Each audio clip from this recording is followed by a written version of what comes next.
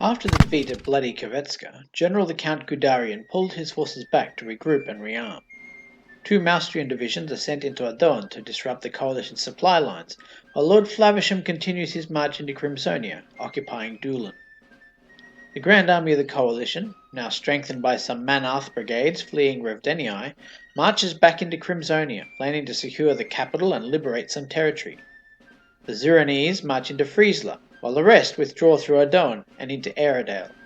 Quillota is abandoned and reverts to Maustrian control. The Stilwanese lay siege to a Maustrian fort in the south, while the coalition navy falls back to a more secure position near Berdain. There are rumblings in that neutral land, and Duke Hrvakin is understood to be considering war, but is not yet clear against whom. The Maustrian navy pursues, and a lone Manarth frigate is caught and destroyed. Ublico masses their army in the east. In the northern seas, however, an unexpected battle occurs. Commodore Hank Green has ordered his fleet to pursue the West Thuiban flotilla that has been travelling unmolested in those waters for months. What happens next is unclear, but a West Thuiban frigate is fired on and sunk. The other escapes to bring news to the world that Dunbarra has attacked. Dunbarra is condemned by almost every nation, including their allies in Maustria.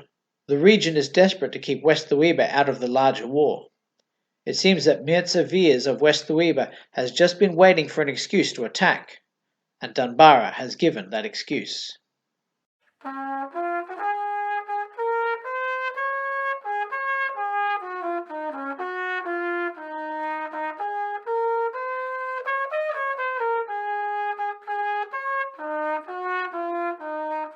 Citizen General Acorn pulls back to the capital to defend against an attack that never comes.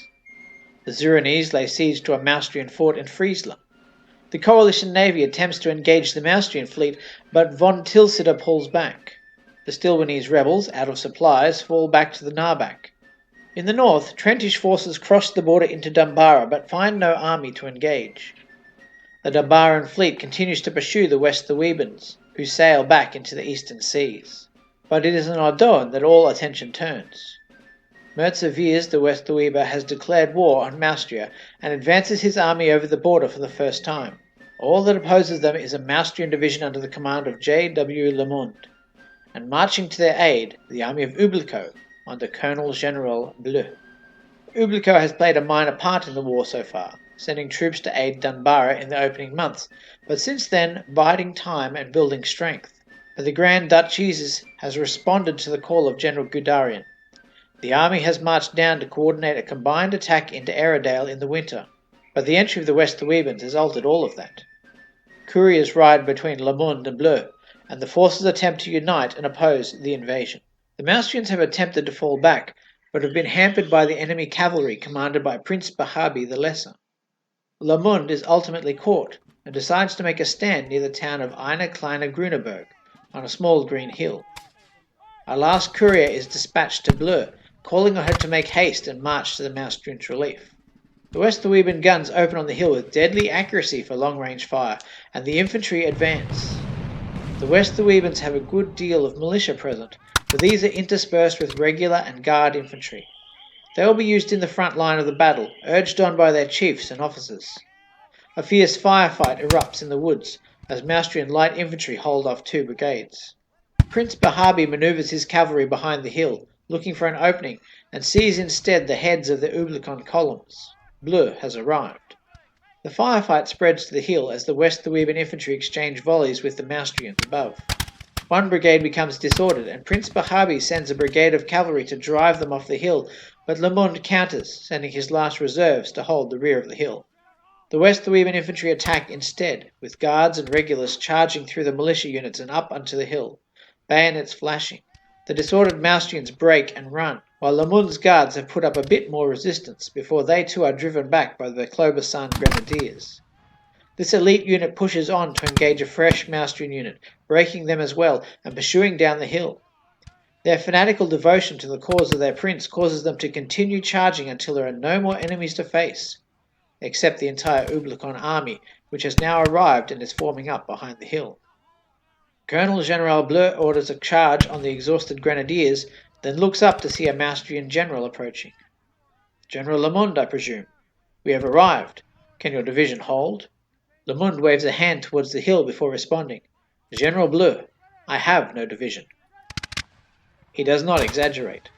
The last of his units, the lights in the woods, are at this very moment being overwhelmed by superior firepower, attacked by 3 brigades. Bleu simply nods. Very well, she says. We will see what can be salvaged.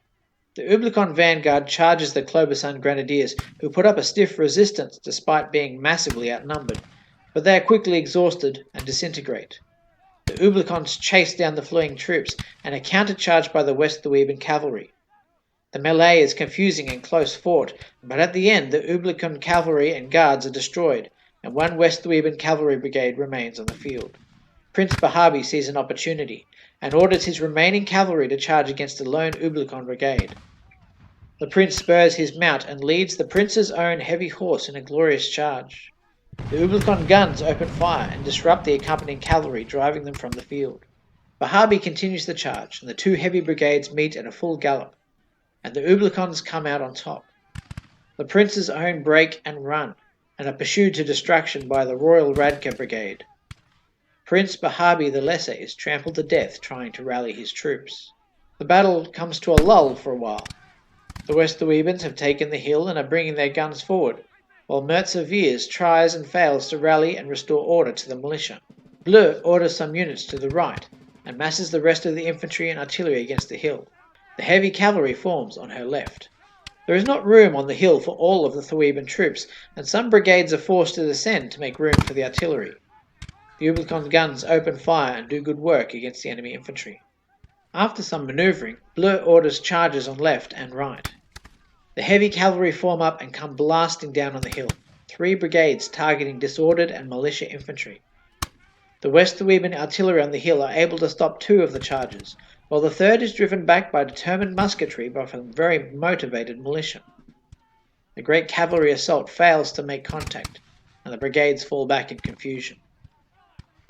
On the right, an Ublicon infantry brigade is destroyed by devastating volleys, while another pushes through the hail of shots to engage and break a unit of militia. The Ublicon guns fire again, disrupting the infantry to their front. Bleu realizes she has one last chance to break the enemy line and take the hill before her army is exhausted. The infantry is sent forward, but 1 brigade is pinned by accurate artillery fire. The other makes it to contact, destroys the disordered infantry before them, and pursues up the hill into the artillery. The guns are overrun, and the Ublicons continue forward but are stopped by the Thuiban guards behind the crest of the hill. The battle is closely fought, but eventually the Ublicons are forced back down in disorder. The West Thuiban guards are about to charge after them, but are held back by their colonel. On the right, 2 brigades of regulars charge into the West Thuibans near the village, but the defenders have some kind of fanatical fury, and the Ublicon units break and run. Both armies have lost over a third of their effective strength and are unable to continue the fight. Bleu orders her army to fall back, while Mertzeviers holds the hill. The West Thuibans have lost all of their cavalry, an artillery battery, a brigade of guards, and a regular infantry unit, as well as a prince of royal blood in Bahabi the Lesser.